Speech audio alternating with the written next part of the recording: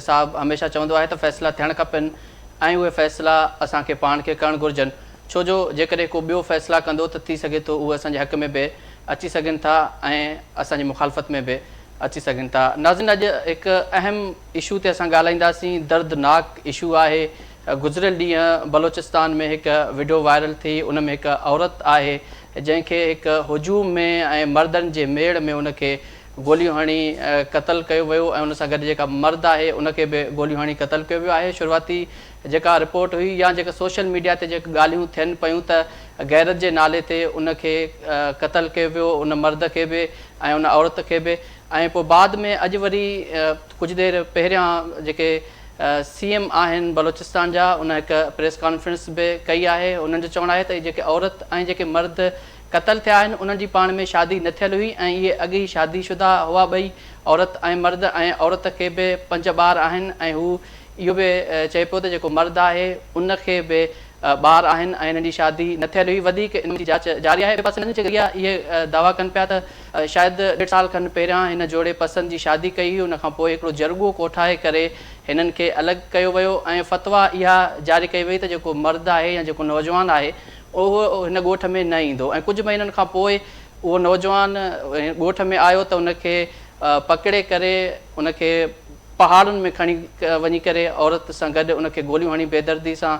क़तल कयो वियो। इहा वीडियो वायरल थियण खां पोइ इंसानियत जेके दिलि रखंदड़ जेके माण्हू आहिनि उन्हनि जो जीउ झुरी पियो आहे ऐं हीउ अफ़सोसनाक वाक़ियो आहे। हीउ पहिरियों वाक़ियो न आहे। इन खां अॻु बि जेकॾहिं असां ॾिसूं त सिंध में बि कहिड़ो वाक़ियो थियो हुयो। कुझु महीना पहिरीं कोटड़ी में औरत मर्द ऐं जेके 2 मासूम ॿार हुआ उन्हनि खे क़तल कयो वियो हो। उहो बि उन्हनि जो तालुक़ बि बलोचिस्तान सां हो ऐं कुझु साल अॻु उन्हनि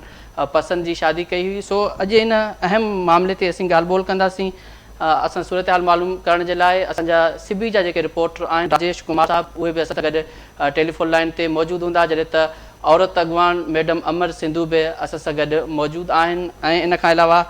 बलोचिस्तान जा सीनियर सहाफ़ी आहिनि जावेद लांगा साहब, उन्हनि बि असांखे जॉइन कयो आहे। ऐं असीं कोशिशि कंदासीं त अफ़ज़ल भट्ट साहब आहिनि HRCP जा चेयरमैन, उहे बि असांखे जॉइन कनि। सो सभिनी महिमाननि खे भलीकार चऊं था। सभिनी खां पहिरीं असां हलंदासीं सिबी तरफ़, उते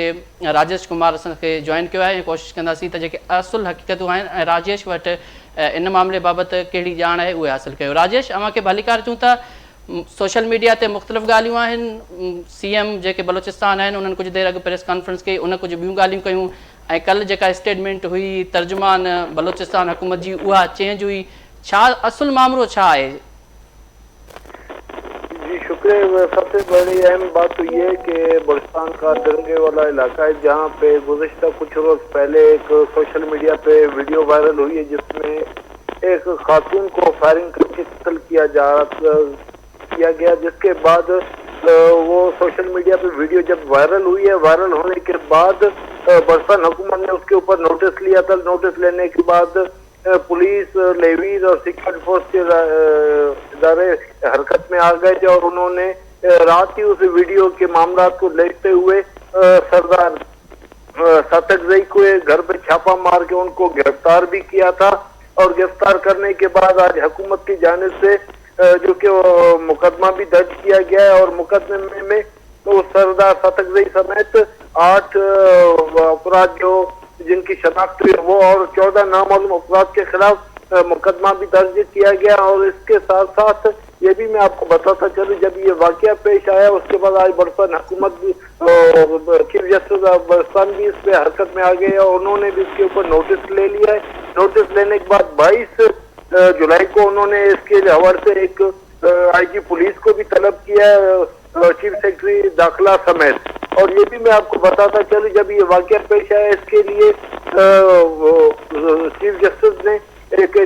जो कि तहकीकाती कमेटी भी तश्कील दी है और जो मेडिकल रिपोर्ट के लिए डॉक्टर्स, जजेस और पुलिस को भी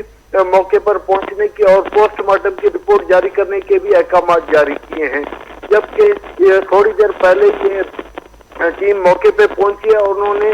पोस्टमार्टम का सिलसिला शुरू कर दिया है। और ये भी मैं आपको बताता चलूं, अब थोड़ी देर पहले बलोचिस्तान हुकूमत के वज़ीर आला बलोचिस्तान सरफराज भुट्टी ने इसके ऊपर एक प्रेस कॉन्फ्रेंस भी की है और उसमें उन्होंने ये बताया है کہ یہ جو عورت قتل ہوئی ہے یہ عورت جو کہ پسند کی شادی کا معاملہ نہیں ہے، جبکہ یہ آلریڈی 5 بچوں کی والدہ ہے اور اس کو فائرنگ کر کے قتل کیا گیا، اور جو دوسرا بندہ بتایا جا رہا ہے ان کا آپس میں نہ کوئی رشتہ ہے نہ کوئی ان کا تعلق ہے، اور اس واقعے کو ایک اب دوسرا رخ دینے جا رہے ہیں۔ سب سے بڑا اہم مسئلہ یہ ہے کہ جب یہ گزشتہ روز ویڈیو وائرل ہوئی تھی تو اسی کے اوپر بلوچستان حکومت کی جانب سے جو کہ اس واقعے کی تحقیقات کے لیے بھی احکامات جاری کیے گئے تھے، سب کچھ کیا گیا تھا۔ اب معاملہ یہ ہے کہ جو حکومت نے احکامات جاری کیا، اب دیکھ سکتے یہ کہ اس میں حکومت ابھی کیا کرتی ہے۔ جی राजेश, ॿिए पासे ही ॿुधायो पियो वञे त हीउ मामिलो मतिलबु ईद उल अज़हा खां बि पहिरियां जो आहे ऐं सोशल मीडिया ते ॻाल्हि वायरल थियण खां पोइ हीउ सभु थियो आहे। अवां उते आयो, सिबी में आयो, कोटिया में लाज़मी में बलोचिस्तान में रहो पिया, तव्हांखे वधीक जेके उतां जे इलाइक़नि जी या उतां जे जेके क़बीला आहिनि वधीक ॼाण हूंदी, त इहो असुलु मामिलो छा हुयो, छा तां इहो थियो ऐं इहो कॾहिं थियो? ऐं ॿिए पासे जीअं वॾो वज़ीर चए पियो त हिन जी शादी न थियल हुई ॿिन्ही जी, ऐं ॿिन्हिनि जी अलॻि अलॻि शादीशुदा आहिनि, उनखे बि 5 ॿार आहिनि ऐं मर्द खे बि कुझु ॿार आहिनि। ॿिए पासे वरी इहे अफ़वाहूं बि आहिनि त हिननि पसंदि जी शादी कई हुई, 1.5 साल खनि ही ॿाहिरि हुआ, उनखां पोइ जरगो कोठाए करे हिननि खे अलॻि कयो वियो ऐं नौजवान खे ॻोठ मां जीअं हिकिड़ी नेकाली ॾिनी वेंदी आहे उहो हुयो। उनखां पोइ जॾहिं नौजवान वापसि आयो त हीउ सॼो मामिलो थियो ऐं ॿिन्ही खे क़तल कयो वियो। इन ॻाल्हि में केतिरी सदाकत आहे? جی یہ جو ابھی آپ نے بات کی ہے اس پہ اصل مسئلہ یہ ہے کہ ابھی اس کے اوپر بلوچستان حکومت اپنے کیونکہ 24 گھنٹے کے اندر وہ اپنے مختلف بیانات چینج کر رہی ہے، کیونکہ گزشتہ روز یہی کہہ رہی تھی کہ یہ پسند کے جوڑے نے شادی کی تھی جس کے بعد ان کو فائرنگ کر کے قتل کیا گیا تھا، اور یہ عید سے کوئی 3 روز پہلے واقعہ پیش آیا تھا۔ اور آج یہ جو بلوچستان کے وزیر اعلیٰ نے جو پریس کانفرنس کی اس میں وہ یہ بھی شو کر رہا ہے کہ واقعہ بھی پیش آیا، اور اس کے اوپر اسپیشل برانچ کے انہوں نے ڈی ایس پی کو بھی معطل کیا ہے، اور پھر ادھر سے یہ کہہ رہے ہیں کہ یہ جوڑا پسند کی شادی کا نہیں تھا اور وہ لڑکی کا الگ ہے اور لڑکے کا الگ تعلق ہے۔ ابھی حکومت اپنے ایک بیانات تو پورے نہیں صحیح کر پا رہی، اور اوپر سے جو ابھی تحقیقات ہونی ہے اس میں بھی جو کہ بڑے انکشافات آنے کے الزامات سامنے آ رہے ہیں۔ राजेश साहब, तव्हां असां सां गॾु रहिजो। औरत अॻवान मैडम अमर सिंधू साहिबा बि असां सां गॾु आहिनि। अस्सलाम वालेकुम अमर। अस्सलाम वालेकुम अमर साहब, अमर साहिबा। वालेकुम अस्सलाम। अमर, थैंक यू। भलीकार चऊं था पंहिंजे प्रोग्राम में। मुल्क में औरतुनि ते ज़ुल्म बंदि नाहे थियो। गुज़िरियल ॾींहुं वरी हिकु औरत खे हिकिड़े हुजूम में, हिकिड़े मेड़ में बेदर्दीअ सां क़तल कयो वियो आहे। छा चवंदो महिमान ते? ॾिसो, मां सम्झां थी इहो वाक़ियो न को पहिरियों दफ़ो आहे ऐं न कोई मूंखे लॻे थो त को इहो आख़िरी दफ़ो आहे। इन क़िस्म जा वाक़िया ख़ासि तौर ते असांजा क़दामत परस्त समाजनि में इहे थींदा रहनि था, न रुगो समाजनि में थींदा रहनि था। वॾी ॻाल्हि इहा आहे त समाज जो अक्सरियती हिसो इनखे जस्टिफाई करे थो। उहो इन मां बि साबित आहे त जेका अॼु वज़ीर आला जी जेका प्रेस कॉन्फ्रेंस थी आहे उहा प्रेस कॉन्फ्रेंस मुंहिंजी नज़र में त ॾाढी जेका असां क्रिटिकल इंस्टेंस में ॾिसी सघिजे थी त हुन बज़ाहिर जेका असां सरदार खे गिरफ़्तार बि करायो जंहिं राजूणी या जेका पंचायत चइजे जंहिं फ़ैसिलो करायो, पर गॾो गॾु हुन इहो चयो आहे त हीअ जेका असां रिवायती गैरत वारो मामिलो त कोन्हे, पर हीअ जेका जेको सो शादीशुदा आहिनि ॿई ॼणा ऐं पसंदि जी शादी जो मामिलो त कोन्हे, पर ॿिए माना में हू चए थो त उहो गैरत जो मामिलो ज़रूरु आहे। मां तव्हांखे ॿुधाईंदी हलां त जेको बलोच जेको आहे सो कोड ऑफ ऑनर में जेका आहे कारोकारी गैर शादीशुदा या कुंवारी छोकिरी ते ही इल्ज़ाम न ॾींदा आहिनि। माना जेको हुनजो रिवायती कोड आहे उन रिवायती कोड में जेकॾहिं शादीशुदा ख़ातून के ॿिए मर्द सां इन्वॉल्व हुजे या उन सां ॾिठी वञे या उन सां तालुक़ साबित थिए त उनखे क़तल कयो वेंदो आहे, कारी करे क़तल कयो वेंदो आहे। गैरत उते माना जीअं चवंदा आहिनि त हद उते लागू थींदी आहे जॾहिं उहा शादीशुदा हुजे ऐं सज़ा जे तौर ते मुड़ुस सां बेवफ़ाई जी या मुड़ुस सां ख़यानत जी जेका असां सज़ा तौरु उनखे मारियो वेंदो आहे। जेका प्रेस कॉन्फ्रेंस अॼु थी आहे मूंखे माना मामिलो ओॾां वेंदे माना हिकिड़े क़िस्म जी उहा जस्टिफिकेशन थी मिले त ही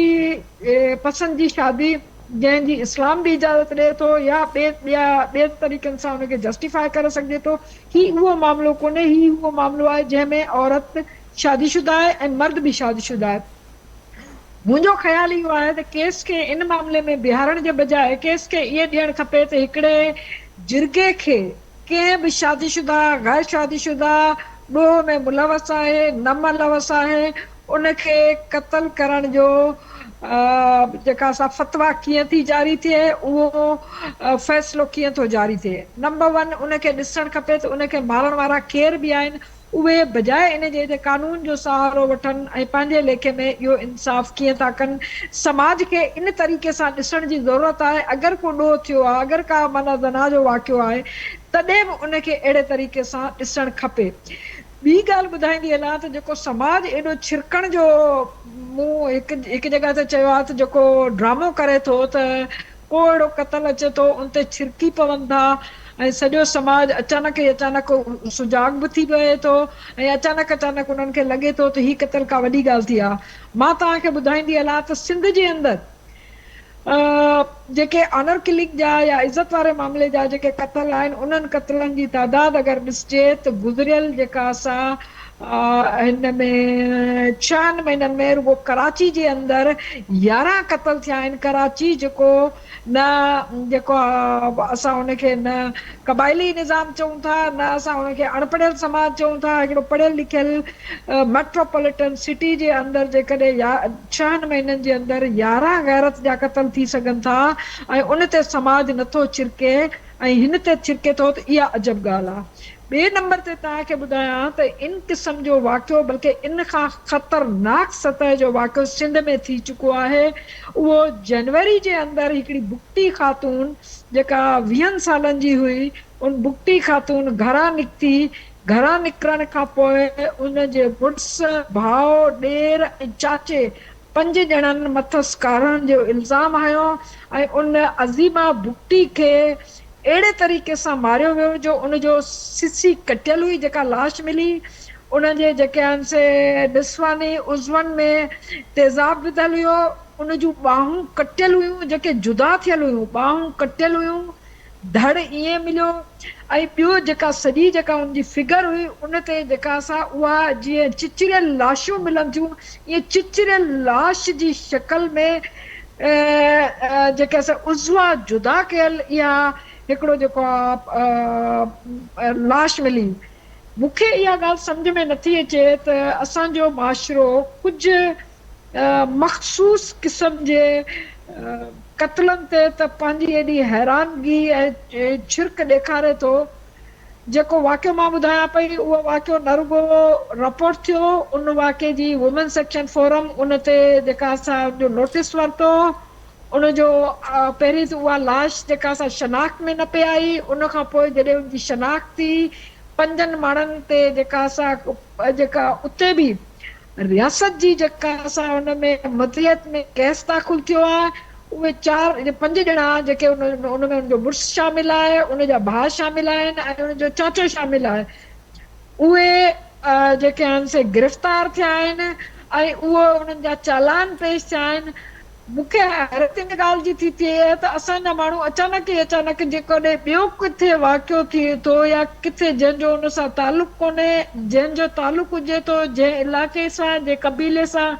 उहे उन केस खे ॿिए तरीक़े सां जस्टिफाई कनि था। जहिड़े तरीक़े सां वज़ीर आला जो बयानु आयो त न बाबा हीअ हीअं कोन्हे, पसंदि जी शादी जो मामिलो कोन्हे, ही गैरत जो माना ही उन्हनि लफ़्ज़ इहे न चया आहिनि, पर उन चयो त हिकिड़ी शादीशुदा ख़ातून जो मामिलो आहे। जीअं हरू भरू बि ॾोह वञी उन माई ते ऐं उन मर्द ते बिहारजे ऐं उन खां पोइ जेका असां कंहिं हद ताईं उन जुर्म जो जेको आहे जेका शिदत आहे उहा घटाई वञे। ॿिए नंबर ते जेको ॿियो रिएक्शन जेको पाकिस्तान जे ॿियनि हिसनि मां अचे थो, उन्हनि खां पुछियो वञे त छा तव्हांजे इलाइक़े में तव्हांजे पंहिंजे जेका असां उन्हनि हंधनि ते इन क़िस्म जा वाक़िया अगरि थिया आहिनि या न थिया आहिनि, जे थिया आहिनि त तव्हांजो कहिड़ो रिएक्शन रहियो आहे। ॿिए जी मज़म्मत करणु ॾाढो आसान आहे, ॿिए खे ॾिसणु ॾाढो आसान आहे। सवाल इहो पैदा थियो त छा असांजे छिरकण जे लाइ इहो लाज़िम आहे त इहो ॿिए कंहिं हंधि वाक़ियो पेश अचे उनखे पोइ उन खां पोइ उहो वाक़ियो मीडिया ते ईअं ई हाइप अख़्तियार करे ऐं उन खां पोइ जेकॾहिं को रिएक्शन अचे जेकॾहिं समाज हक़ीक़त में इन्हनि क़त्लनि जे ख़िलाफ़ आहे त अहिड़ा क़त्ल त माना सिंध जे अंदरि त असां जेका 3 सालनि खां डेली बुनियाद ते रिपोर्टिंग कयूं पिया सिंध में त हर ॾींहं ते 2 औरतूं या 2.9 जेके आहिनि से औरतूं क़त्ल थियनि थियूं ऐं उन मां घणो तादाद जेका असां गैरत जे नाले में क़त्ल आहे ऐं घणो तादाद 95% क़त्ल उहे आहिनि जंहिंमें उन्हनि जा मारींदड़ उन जे घर जा भाती पोइ उन में ॾेर हुजे मुड़ुस हुजे भाउ हुजे पीउ हुजे उहे शामिल हुजनि था सवाल इन ॻाल्हि जो कोन्हे त हीउ वाक़ियो छा थियो आहे सवाल इन ॻाल्हि जो आहे त हिन वाक़िए जे रिएक्शन में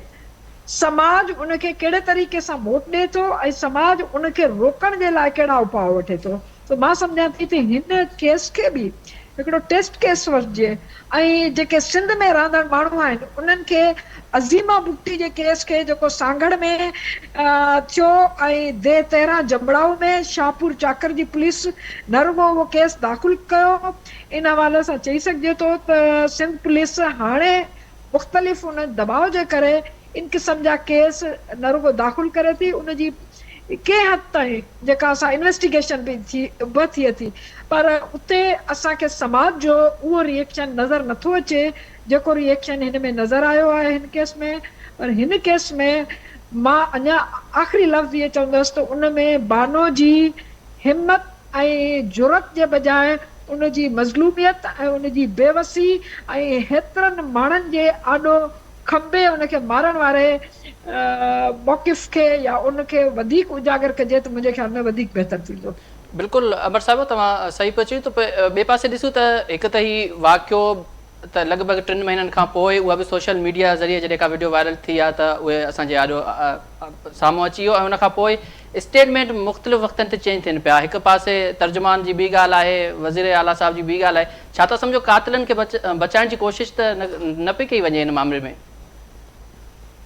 मूंखे त लॻे थो छाकाणि त सरदारनि जो जेको रिएक्शन आहे ज़ाहिर आहे असांजे जेके पॉलिटिकल जेके गवर्नमेंट्स आहिनि उहे सिंध जी हुजनि पंजाब जी हुजनि केपी या बलोचिस्तान जी हुजनि उन में इहे साॻिया ई सरदार वेठल आहिनि इहे साॻिया ई जागीरदार वेठल आहिनि इहे साॻिया ई माण्हू वेठल आहिनि जेके उन निज़ाम जा बेनिफिशरी आहिनि ॿिया उहे माण्हू आहिनि जेको समाज आहे मजबूरी तौर ते उहो इन्हनि ॾोहनि खे ग़लति बि कोन थो सम्झे ऐं औरत खे सम्झे ईअं थो त औरत खे जीअं त मिल्कियत आहे मुड़ुस जी या माइटनि जी उनखे हक़ आहे त उहे औरत जे बारे में फ़ैसिलो कनि त इन जे करे जेका हिकिड़ो समाजी रिएक्शन आहे उहो बि मूंखे लॻे थो त बचाए वेंदो उन्हनि जो समाज इहो न त जेको सोशल मीडिया ते नज़र अचे थो छाकाणि त मां हिन वक़्तु ताईं को 5-10 स्टोरियूं मुख़्तलिफ़ पढ़ी चुकी आहियां जंहिंमें साबित करण जी कोशिशि कई वई आहे त उन औरत जो क़सूर इहो हिकिड़नि लिखियो आहे त उहा गॾु उते रहे पई ऐं पंहिंजे मुड़ुस खे छॾे वई हुई ॿिया लिखनि पिया त जेका असां मुड़ुस खे छॾे न वई हुई पर अफेयर हुयो माना इन क़िस्म जूं शयूं अचनि पियूं साम्हूं त समाज में उहे सभई जेके इन क़त्ल खे जाइज़ सम्झनि था उहे सरदार आहिनि उहे घर जा भाती आहिनि या उहे समाज जा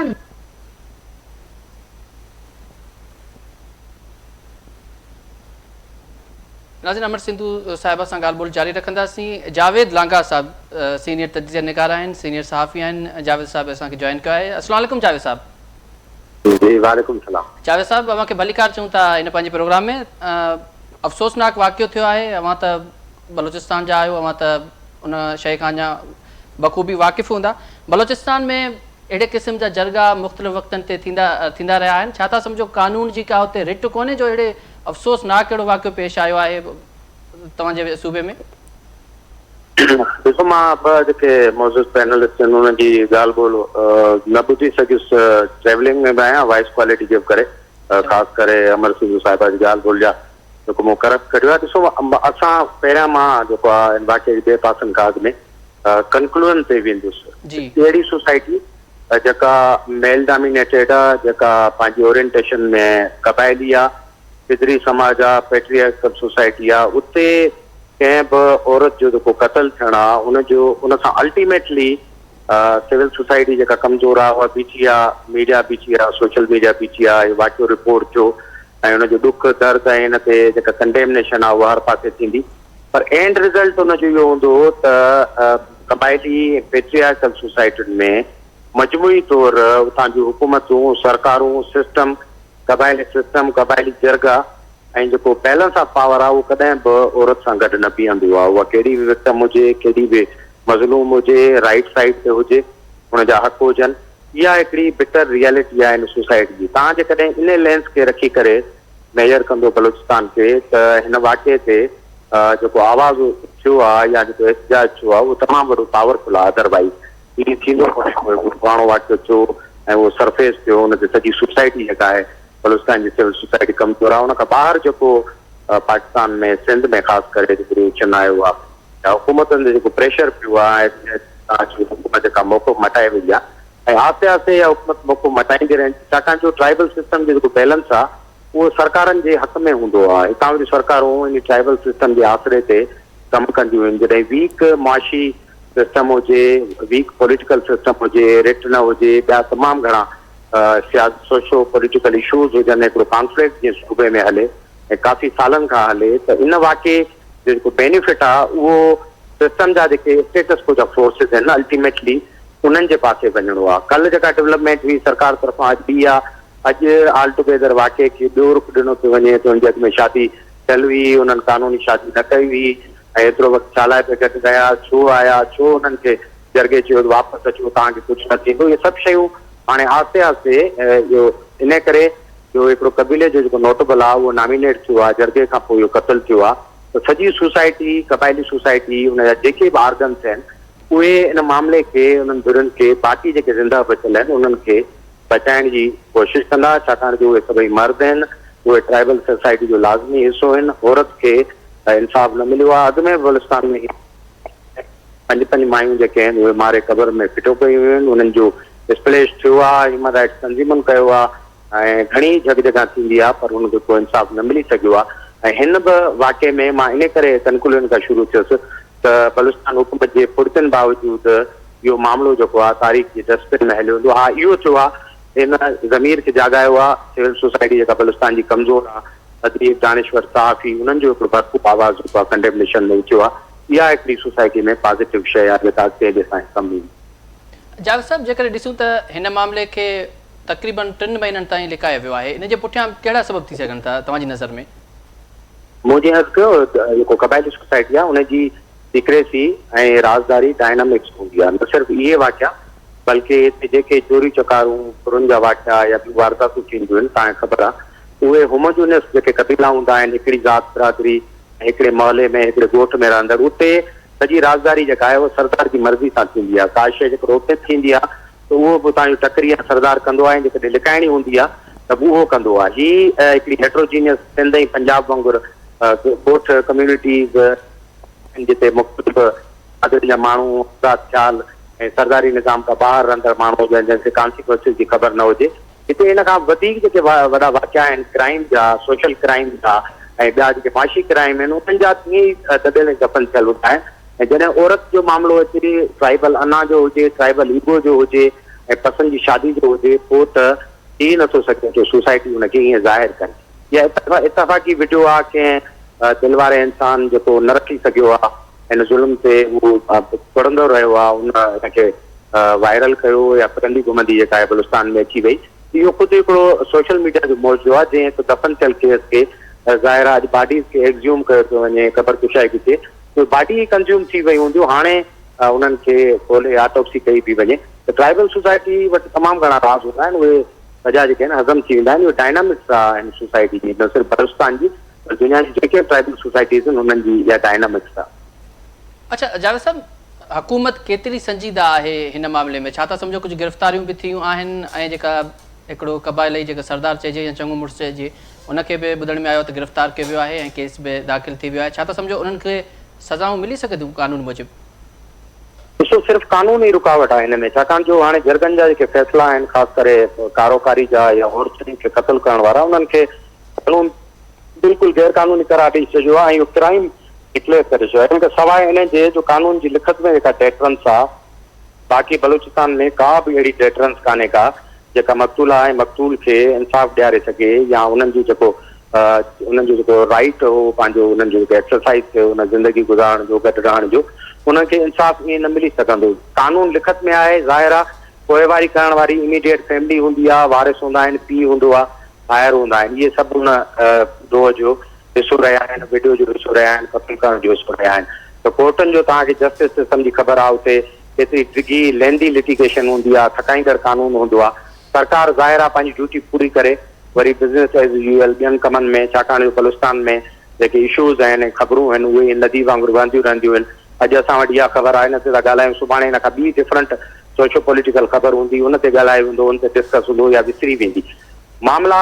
तॾहिं हलंदा आहिनि जॾहिं न विसरनि कंहिंखां। अहिड़ा घर भाती, माइरूं, भाइर, पीउ जंहिंजे अंदरि भाउ दुखे, उहे ई अदालतुनि में वेंदा आहिनि। मुंहिंजे ख़्याल में ट्राइबल सोसाइटी में सरदार खे बचायो वेंदो आहे, उन फ़ैसिले खे अल्टीमेटली बचायो वेंदो आहे ऐं विक्टिम जेके आहिनि उहे क़ुर्बान थी वेंदा आहिनि। इन करे सवाइ लिखत में कानून जे ॿियो को बि आसिरो नज़र नथो अचे। अच्छा जावेद साहब, माज़ी में या हींअर जरगा थींदा रहंदा आहिनि, उहे सिंध में बि थींदा आहिनि, बलोचिस्तान में बि थियनि पिया, पर सिंध में हींअर कुझु सोशल मीडिया या जेके सिंधी जेके माण्हू आहिनि या उनमें शऊर खां पोइ हिन वक़्तु जेके जरगा आहिनि, चई सघिजे थो कुझु घटिया आहिनि पर अञा थियनि पिया लिख छुप में। छा तव्हां वटि ईअं कुझु आहे बलोचिस्तान में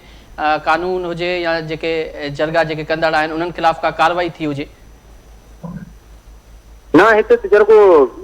कानून बावजूद जरगा थींदा रहंदा आहिनि। पॉलिटिकल जरगा थींदा आहिनि त पॉलिटिकल जेका कॉन्फ्रेंस हूंदी आहे उनखे बि जरगे जो नालो ॾींदा आहिनि। हिन सोसाइटी, क़बाइली सोसाइटी जा मुकमल तौर जे डायनामिक्स में इहो शामिल आहे। कंहिं बि जरगे खे हालांकि कोर्ट ऑफ लॉ उनखे गैर कानूनी करार ॾिनो, पर इहे जरगा फ्रीक्वेंटली थींदा रहंदा आहिनि। उनजा फ़ैसिला जेके ॾंड ॾोह, चटियूं, देती लेतियुनि जे मामलनि में, जहिड़नि जे मामलनि में, थियल क़तल जेके हूंदा आहिनि उन्हनि जे मामले में तस्या करणु ऐं जेको ॾंड चिटी ॾियणु, औरतूं ॾियणु, इहे मामला जेके आहिनि बलूचिस्तान में अञा ताईं गैर कानूनी न थिया आहिनि। इन करे जो हुकूमतुनि जो जेको रेट आहे उहा तमामु घणी कमज़ोर आहे ऐं हुकूमतूं बलूचिस्तान में जेका ऑपरेट कनि थियूं पियूं इन क़बाइली निज़ाम, इन क़बाइली नोटेबल्स जे ज़रिए ऑपरेट कनि। ज़ाहिरी तौर हुकूमतूं चवंदियूं आहिनि त सरदार तरक़ी में रुकावट आहिनि ऐं उहे रियासत जे ख़िलाफ़ आहिनि, पर अमली तौर बलूचिस्तान जो 99% जेको सरदार आहे उहो हुकूमत जो बेनिफिशरी बि आहे, हुकूमत सां गॾु आहे ऐं जेको सॼो इंतज़ाम हले थो उन में सां गॾु आहे। इन करे सॼो जेको कानून आहे, निज़ाम,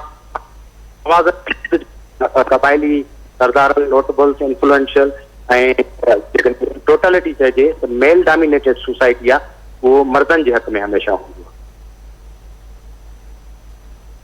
अच्छा जावेद साहब, तव्हां लाइन ते रहिजो। मैडम अमर सिंधु साहिबा ॾे असां हलंदासीं। मैडम अव्हांखे हिकु दफ़ो ॿीहर भली कार चऊं था, शायदि लाइन सिग्नल वग़ैरह जे करे डिस्कनेक्ट थी वई लाइन। मैडम अव्हां सिंध में बि जेकॾहिं ॾिसूं, सिंध में बि इहे वाक़िया थियनि पिया। कुझु महीना अॻु या कुझु ॾींहं अॻु कोटड़ी में बि हिकु अहिड़ो वाक़ियो थियो। अव्हां जी तनज़ीम या जेके औरत अॻवान आहिनि उहे इन हवाले सां कहिड़ा क़दम खणी रहिया आहिनि? ॾिसो, मां चाहियां थी त घटि में घटि मां पंहिंजी तंज़ीम जे बारे में चई सघां त 15 सालनि खां हैदराबाद वुमेन्स एक्शन फोरम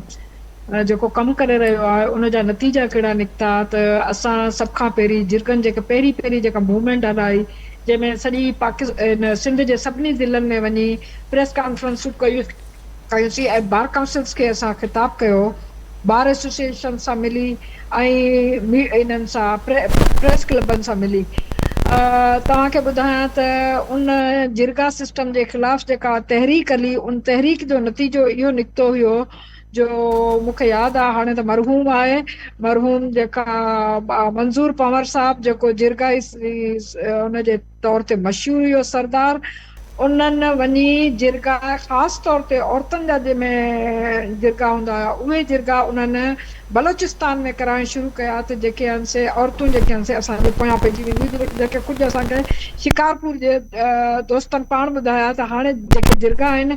घणो करे औरतुनि जे मामले में हाणे उहे फ़ैसिला नथा ॾियनि ऐं उहे चवनि था त जेके मायूं असांजे पोयां पइजी वेंदियूं। उनजो मतिलबु आहे त हिकिड़ो प्रेशर डेवलप थियो। ॿिए नंबर ते प्रेशर इहो डेवलप थियो त मुसलसल केसनि खे फॉलोअप करण जे करे, जीअं मूं अज़ीमा जो केस तव्हांखे ॿुधायो त मुसलसल को अहिड़ो केस न आहे, अहिड़ा केस बि असां डील कया जंहिंमें औरतुनि जूं डेड बॉडीज़ नथियूं मिलनि, उन्हनि खे मुड़ुस मारे जेके आहिनि उन्हनि में दरियाउनि में लोड़े था अचनि। उन्हनि जे बावजूदि पुलिस जी मदहियत में केस दाख़िल थियनि था। माना इहा हिकिड़ी वॾी ॻाल्हि हुई। मां सम्झां थी त इहा असां अचीवमेंट जे तौर ते जेका असां उनजो ज़िक्र कंदा आहियूं त उन्हनि जा केस दाख़िल थियनि था जिते माउ पीउ बि वारिस नथा थियनि, जिते घरवारा बि वारिस नथा थियनि, उते जेका असां घटि में घटि सरकार ते एतिरो दबाव अचे थो, पुठियां असां तंज़ीम जो माना एतिरो दबाव हुजे थो जो सरकार जी मुदियत में उहे FIR कटजनि थियूं। 3 नंबर ते जेका आहे घणो करे जेका असां जंहिंमें 70% मां चई सघां थी त गिरफ़्तार थींदा आहिनि जेके कल्परेट हूंदा आहिनि। जीअं अज़ीमा बुगटी जो वाक़ियो आहे, गिरफ़्तार थियनि था। हा अलबत्ता इहो थिए थो त अदालतूं उन्हनि खे मुख़्तलिफ़ जेके आहिनि से उन्हनि में, छाकाणि असां जेको सो हिकिड़ियूं गैर रिवाजी तंज़ीमूं, रज़ाकाराना तंज़ीमूं, नॉन फंडेड तंज़ीमूं, उहे एतिरे जेका असां हिकिड़े हिकिड़े केस खे फॉलो नथियूं करे सघनि, तंहिंजे करे उहे केस बाद में किथे हली कंप्रोमाइज़ बि थी वञनि था। पर घटि में घटि 2 शयूं वाज़े थियनि थियूं त हिकिड़ियूं जेके औरतूं मारजनि थियूं उन्हनि जी वारसी थिए थी, उन्हनि जी मालिकी थिए थी। नंबर ॿी ॻाल्हि इहा आहे त जेके कल्परेट इहे सम्झंदा हुया, जीअं अॼोको तव्हां सरदार ॾिसो, मां सम्झां थी त वॾो इनकलाब खणी न बि अचे, पर हिकिड़ो सरदार जेको जंहिंजो केरु नालो तर में न खणी सघंदो हुयो, उन सरदार खे जे हथकड़ियूं या हथकड़ियुनि खां बग़ैर अगरि अदालत में पेश कयो वञे मुल्ज़िम जी हैसियत में, उते हिकु ग्रेड जो जेको सिपाही हुजे उहो हुनखे सॾु करे तो मुल्ज़िम सरदार फलाणो पुट फलाणो हाज़ुर थिए, हिकिड़े ग्रेड जो माण्हू इहे सरदार खे सॾु करे, इहा बि हुनजी ईगो ऐं सरदारी निज़ाम ते हिकिड़ो धकु आहे।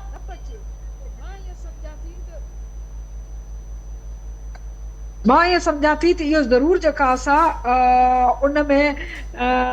इहा वॾी जेका असां तब्दीली आहे, पर इहा तेसिताईं नामुकमल आहे जेसिताईं समाज में अहिड़नि क़िस्मनि जे क़त्लनि खे सपोर्ट कंदो वेंदो रहंदो।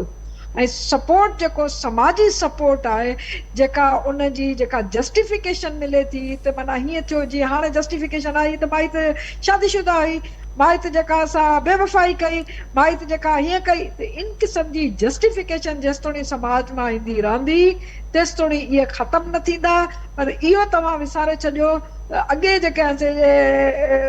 इन जी का मालिकी न थींदी, अहिड़नि औरतुनि जी मालिकी थींदी रहंदी, इन्हनि जी वारिसी थींदी रहंदी, ऐं इहे केस दाख़िल थींदा रहंदा, बची भले वञनि पर सरकारी कागज़नि जे अंदरि,